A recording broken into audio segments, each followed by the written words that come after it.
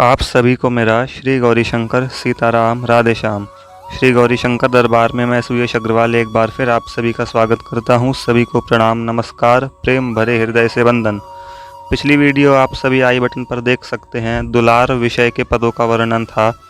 तो अब उससे आगे के 4 पदों का वर्णन हम इस वीडियो में करेंगे। वीडियो को लाइक कीजिए, शेयर कीजिए, जिससे कि और सभी भक्तों तक गीतावली जी का पाठ पहुंच सके, और चैनल को सब्सक्राइब कीजिए।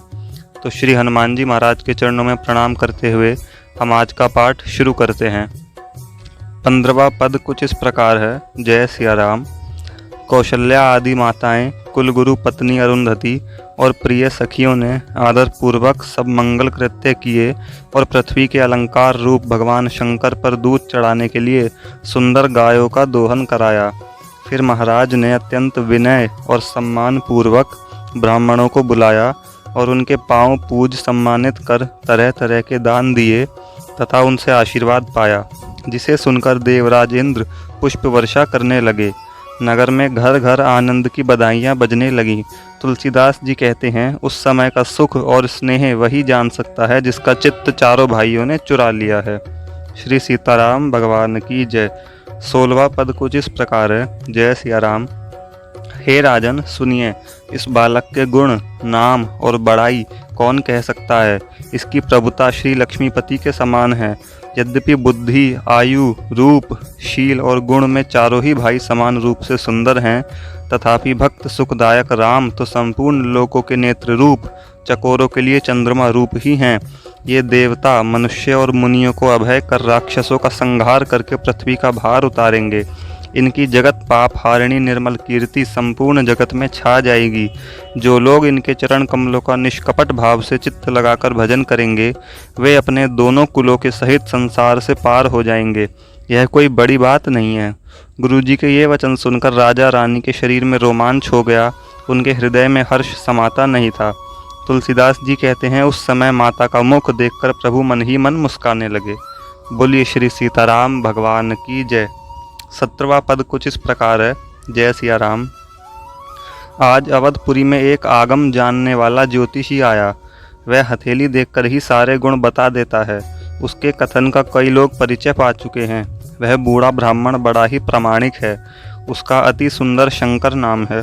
उसके साथ बालक शिष्य भी है। यह सुनकर माता कौशल्या ने उसे महल के भीतर बुलवाया। उसके चरण धोए, उसे पूजा आसन दिया और भोजन कराकर वस्त्र पहनाए। फिर उसके चारों चरणों में चारों बालकों को डालकर उनके सिर पर हाथ रखवाया। उन बालकों को नख से शिख तक निहार कर ब्राह्मण देवता के शरीर में रोमांच और नेत्रों में जल छा गया। फिर वे बालकों को गोद में ले लेकर उनके कर कमल देखने लगे। उस समय अपने आराध्य देव का प्रत्यक्ष दर्शन पाने से उनके हृदय में आनंद नहीं समाया।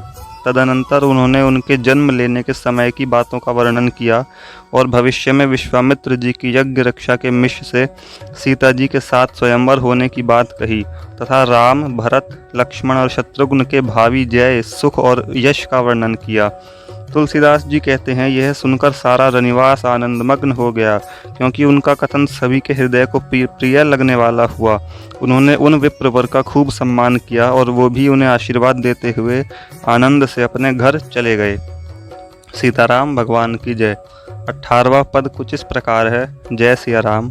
माता कहती हैं, लाल, तुम पालने में पौड़ हो जाओ, मैं झुलाऊं। तुम्हारे कर, चरण, मुख और नेत्र रूपी कमनीय कमलों को निहार कर मैं अपने नयन रूप भ्रमरों को भुलाऊं।